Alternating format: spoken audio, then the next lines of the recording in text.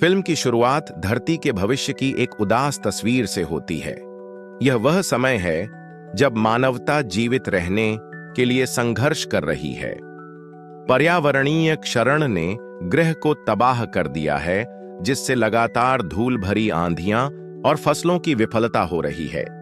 हम इस डायस्टोपियन दुनिया से परिचित होते हैं हमारे नायक कूपर की नजर से, जो एक विधुर इंजीनियर और पूर्व नासा पायलट है। कूपर अब एक किसान के रूप में काम करता है, मक्का उगाता है, आखिरी व्यवहार्य फसल।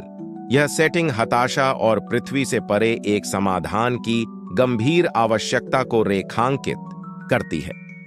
कूपर को अपने खेत पर अपने किशोर बेटे टॉम और अपनी 10 वर्षीय बेटी मर्फी के साथ एक सरल जीवन जीते हुए दिखाया गया है, जो जिज्ञासु और बुद्धिमान है और विज्ञान के प्रति जुनून रखती है।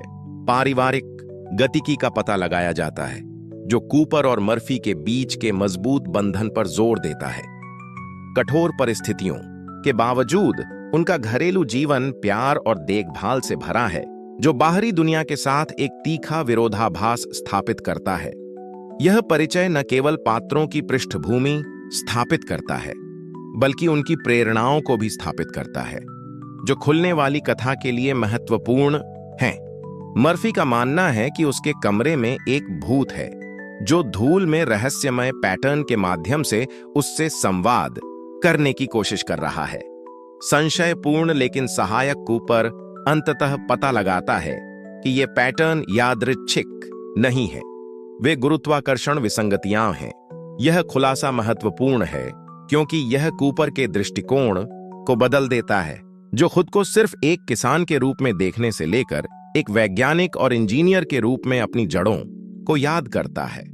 गुरुत्वाकर्षण विसंगतियां कूपर और मर्फी को एक गुप्त नासा स्थापना तक ले जाती हैं, जो अब भूमिगत रूप से संचालित हो रही है। यहां उनकी मुलाकात प्रोफेसर ब्रैंड से होती है, एक शानदार भौतिक विज्ञानी जो बताते हैं कि ये विसंगतियां संदेश हैं, संभवतः मानवता को बचाने का रास्ता दिखा रही हैं। ब्रैंड की योजना में शनि के पास मिले एक वर्महोल से यात्रा करना शामिल है, जो रहस्यमय ढंग से प्रकट हुआ है और अन्य आकाश गंगाओं की ओर जाता है, जहां संभावित रूप से रहने योग्य ग्रहों की पहचान की गई है। प्रोफेसर ब्रैंड कूपर को इस महत्वपूर्ण मिशन का पायलट बनने के लिए भर्ती करते हैं, उनके अद्वितीय कौशल और अनुभव को देखते हुए। यह कूपर के लिए एक दिल दहला देने वाला विकल्प पेश करता है, अपने बच्चों के साथ रहने या मानवता के लिए एक नया घर ढूंढने जाने के बीच। इस निर्णय का भावनात्मक भार भारी होता है, जो कूपर के आंतरिक संघर्ष को दिखाता है, अपने परिवार के प्रति अपने कर्तव्य और मानवता के प्रति अपनी जिम्मेदारी के बीच। जैसे ही कूपर जाने के लिए तैयार होता है, उसे अपने बच्चों, खासकर मर्फी से विदाई लेने का कठिन काम करना पड़ता है, जो धोखा खाया और परित्यक्त महसूस करती है। उनकी विदाई मार्मिक है, जो ऐसे महत्वपूर्ण निर्णयों के साथ आने वाले व्यक्तिगत बलिदानों को दर्शाती है। यह क्षण मिशन में शामिल भावनात्मक गहराई और दांव को स्थापित करता है, फिल्म के बाकी हिस्सों के लिए टोन सेट करता है। नासा के गुप्त बेस की खोज के बाद कूपर पृथ्वी की गंभीर स्थिति और हाथ में मौजूद महत्वपूर्ण मिशन के बारे में और अधिक जानता है। प्रोफेसर ब्रैंड बताते हैं कि 48 साल पहले शनि के पास एक वर्म होल प्रकट हुआ था, जो अन्य आकाश गंगाओं के लिए एक प्रवेश द्वार प्रदान करता है। यह माना जाता है कि उच्च आयाम के प्राणियों ने मानवता को जीवित रहने में मदद करने के लिए इस वर्महोल को बनाया है। नासा ने पहले ही वर्महोल के माध्यम से अंतरिक्ष यात्रियों को संभावित रहने योग्य ग्रहों का पता लगाने के लिए भेजा था। ये खोजकर्ता, जिन्हें लाजरस मिशन के नाम से जाना जाता है, ने एक दूरस्थ आकाश गंगा में कई संभावित दुनियाओं की पहचान की थी। अब कूपर से उनके कदमों पर चलने और इन दुनियाओं का आकलन करने के लिए कहा जाता है। कूपर मिशन में शामिल होने के लिए सहमत होता है और उसकी टीम के सदस्यों से परिचित कराया जाता है। डॉ अमेलिया ब्रैंड, प्रोफेसर ब्रैंड की बेटी, वैज्ञानिक रोमिली और डॉयल, और बुद्धिमान रोबोट स्टार्स और केस। टीम की गतिकी स्थापित की जाती है, जो पेशेवर सम्मान और अंतर्निहित व्यक्तिगत तनावों का मिश्रण दिखाती है, खासकर कूपर और अमेलिया के बीच, जो साथी भावना और संघर्ष का एक जटिल मिश्रण साझा करते हैं। क्योंकि अमेलिया का प्रिय व्यक्ति लाजरस अंतरिक्ष यात्रियों में से एक था। टीम अंतरिक्ष यात्रा और अन्वेषण की चुनौतियों के लिए कठोर प्रशिक्षण से गुजरती है। ये दृश्य तकनीकी तैयारियों और रणनीति चर्चाओं से भरे होते हैं, जो उनके कार्य की विशालता और खतरे को उजागर करते हैं। फिल्म मिशन के वैज्ञानिक पहलुओं में गहराई से उतरने का समय लेती है, वर्महोल और ब्लैक होल के भौतिकी को इस तरह समझाती है जो तनाव और प्रत्याशा का निर्माण करता है। लॉन्च अनुक्रम फिल्म में एक नाटकीय और महत्वपूर्ण क्षण है जो भावनात्मक विदाई और तात्कालिकता की एक शक्तिशाली भावना से भरा है। जैसे ही अंतरिक्ष यान ऊपर उठता है, कूपर के मिश्रित भावनाएं, यात्रा के लिए उत्साह और अपने बच्चों को छोड़ने का दुहक जीवंत रूप से चित्रित किए जाते हैं। वर्महोल से गुजरने का दृश्य आश्चर्य और भय को व्यक्त करने वाले शानदार दृश्य प्रभावों के साथ दिखाया जाता है। यह अनुक्रम एक सच्चे और रूपकात्मक अज्ञात में छलांग के रूप में कार्य करता है, जो फिल्म का एक केंद्रीय विषय है। नई आकाशगंगा में पहुंचने पर टीम पहले ब्लैक होल गारगेंटुआ के आसपास घूमने वाले एक ग्रह पर जाती है। ग्रह पर गंभीर समय विस्तारण का अनुभव होता है, जहां सतह पर 1 घंटा पृथ्वी के 7 साल के बराबर होता है।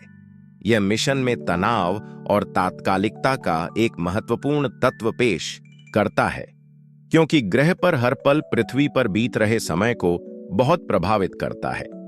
यहां अन्वेषण तनावपूर्ण और खतरों से भरा होता है, जो एलियन वातावरण की शत्रुतापूर्ण और अप्रत्याशित प्रकृति पर जोर देता है। पहला ग्रह जिसका वे अन्वेषण करते हैं उथले पानी से ढका हुआ है और टीम को जल्द ही एक विशाल लहर का सामना करना पड़ता है। ग्रह की चरम गुरुत्वाकर्षण शक्तियों की एक अभिव्यक्ति जो पास के ब्लैक होल के कारण होती है। यह दृश्य अपने आप में एक चरमोत्कर्ष है, जो उनके मिशन की जोखिम भरी प्रकृति को दर्शाता है। टीम को एक महत्वपूर्ण झटका लगता है, क्योंकि वे एक सदस्य और कीमती समय खो देते हैं, जो उच्च दांव और मृत्यु की निरंतर उपस्थिति को रेखांकित करता है। अंतरिक्ष यान पर वापस समय और संसाधनों की हानि शेष चालक दल के बीच तनाव पैदा करती है। अगले ग्रह के बारे में निर्णय विवादास्पद हो जाते हैं, क्योंकि उन्हें मिशन के लक्ष्यों और पृथ्वी पर बढ़ती हताशा के साथ घटते संसाधनों को संतुलित करना होता है। उनके सामने आने वाली चुनौतियां न केवल उनकी वैज्ञानिक और शारीरिक क्षमताओं, बल्कि उनके नैतिक मूल्यों और मिशन के प्रति प्रतिबद्धता की भी परीक्षा लेती हैं। पानी वाले ग्रह पर दर्दनाक अनुभवों के बाद टीम को अपनी अगली कार्य योजना तय करनी होती है। उनके पास सीमित समय और संसाधन हैं, और अगला निर्णय मानवता के भविष्य को तय कर सकता है। विकल्प 2 ग्रहों के बीच है। एक डॉ मैन द्वारा शोधित, जिसे लाजरस मिशन के नायक के रूप में प्रशंसा मिली है, और दूसरा डॉ एडमंड्स द्वारा, जिसने आशाजनक डेटा दिखाया है, लेकिन जिसका शोधकर्ता अब संचार नहीं कर रहा है। अमेलिया इसकी संभावना के कारण एडमंड्स के ग्रह के पक्ष में वकालत करती है, लेकिन कूपर द्वारा ओवरराइड कर दी जाती है, जो तत्काल मानव अस्तित्व की संभावनाओं और डॉ मैन के प्रतिष्ठित स्थान से प्रभावित होकर मैन के ग्रह पर जाने का निर्णय लेता है। डॉ मैन के ग्रह पर पहुंचने पर टीम को एक जमी हुई बंजर भूमि मिलती है, जो डॉ मैन की रहने योग्य वातावरण की रिपोर्ट्स के विपरीत है। वे जल्द ही पता लगाते हैं कि मैन ने बचाए जाने के लिए डेटा को गलत तरीके से प्रस्तुत किया है। मैन का जीवित रहने का आकांक्षा व्यापक मानव वृत्ति को दर्शाता है कि किसी भी कीमत पर जीवन से चिपके रहने की, जो एक जटिल नैतिक दुविधा पेश करता है। उसके कार्य कूपर के साथ एक टकराव की ओर ले जाते हैं, जिसमें मैन अंतरिक्ष यान को हाईजैक करने और पृथ्वी पर वापस जाने के लिए कूपर को मारने का प्रयास करता है। कूपर और मैन के बीच का टकराव एक शारीरिक और वैचारिक लड़ाई बन जाता है, जो आत्मसंरक्षण बनाम सामान्य भलाई के विषयों को उजागर करता है। मैन का विश्वासघात अस्तित्वगत खतरे के तहत मानव व्यवहार की चरम सीमाओं को उजागर करता है। कूपर बचने में सफल होता है, लेकिन मैन द्वारा अंतरिक्ष यान को पहुंचाई गई क्षति पूरे मिशन को खतरे में डाल देती है। यह अनुक्रम न केवल तनाव को बढ़ाता है, बल्कि मानव प्रकृति के गहरे पहलुओं का पता लगाकर कथा को गहराई भी प्रदान करता है। क्षतिग्रस्त अंतरिक्ष यान को ग्रह के गुरुत्वाकर्षण से बचने और एडमंड्स के ग्रह तक पहुंचने के लिए वजन कम करने की आवश्यकता होती है। स्थिति की गंभीरता को समझते हुए कूपर और अमेलिया अपने गंतव्य तक पहुंचने के लिए ब्लैक होल गारगेंटुआ के गुरुत्वाकर्षण खिंचाव का उपयोग करने का एक महत्वपूर्ण निर्णय लेते हैं। कूपर यान का वजन कम करने के लिए खुद को बलिदान करने का निर्णय लेता है, जिससे अमेलिया मिशन जारी रख सके। कूपर यान के अपने हिस्से को अलग कर देता है और ब्लैक होल की ओर गिर जाता है। ब्लैक होल में कूपर का प्रवेश फिल्म के सबसे आकर्षक दृश्यात्मक और वैचारिक अनुक्रमों में से एक है। नष्ट होने के बजाय कूपर खुद को एक टेसरैक्ट के अंदर पाता है, एक 4 आयामी स्थान जहां समय एक भौतिक आयाम के रूप में प्रकट होता है। यह वातावरण भविष्य के मनुष्यों द्वारा समय के पार संवाद करने के तरीके के रूप में बनाया गया है। कूपर को एहसास होता है कि वह अपनी बेटी के अतीत के विभिन्न बिंदुओं के साथ बातचीत कर सकता है। उसे वह डेटा प्रदान कर सकता है जो गुरुत्वाकर्षण समीकरण को हल करने के लिए आवश्यक है, जो पृथ्वी पर मानवता के अस्तित्व के लिए महत्वपूर्ण है। पृथ्वी पर अब बड़ी हो चुकी मर्फी गुरुत्वाकर्षण समीकरण को हल करने के लिए अथक रूप से काम कर रही है, जो मानवता को मरती हुई पृथ्वी से बचने में सक्षम बनाएगा। टेसरैक्ट से कूपर द्वारा दिए गए संकेतों के माध्यम से उसे गुरुत्वाकर्षण और समय की प्रकृति के बारे में एक अंतर्दृष्टि होती है। उसके पिता का प्यार और दृढ़ संकल्प अंतरिक्ष और समय की सीमाओं को पार कर जाता है, जिससे उसे समीकरण को पूरा करने में सक्षम बनाता है। यह एहसास न केवल मानवता को बचाने की व्यावहारिक समस्या को हल करता है, बल्कि पिता और बेटी के बीच के भावनात्मक कथानक को भी हल करता है। अपने वीरतापूर्ण बलिदान और ब्लैक होल में उतरने के बाद कूपर खुद को टेसरैक्ट में पाता है, जहां वह गुरुत्वाकर्षण को नियंत्रित करके समय के पार संवाद करने में सक्षम होता है। यहां वह अपनी बेटी मर्फी के पुराने बेडरूम में किताबों के माध्यम से महत्वपूर्ण क्वांटम डेटा भेजता है, जो उसे बचपन में देखे गए विसंगतियों के रूप में दिखाई देता था। यह दृश्य प्यार, विज्ञान और नियति के तत्वों को खूबसूरती से जोड़ता है, क्योंकि कूपर को एहसास होता है कि जिस भूत को मर्फी ने अपने कमरे में समझा था, वह वास्तव में वही था जो समय और अंतरिक्ष के पार उस तक पहुंचने की कोशिश कर रहा था। टेसरैक्ट में कूपर के कार्य मर्फी को पृथ्वी पर गुरुत्वाकर्षण समीकरण को हल करने में सक्षम बनाते हैं, जो मानवता को मरते हुए ग्रह को छोड़ने का साधन प्रदान करता है। जैसे ही टेसरैक्ट ढहता है, कूपर को शनि के पास एक अंतरिक्ष स्टेशन से बचाया जाता है।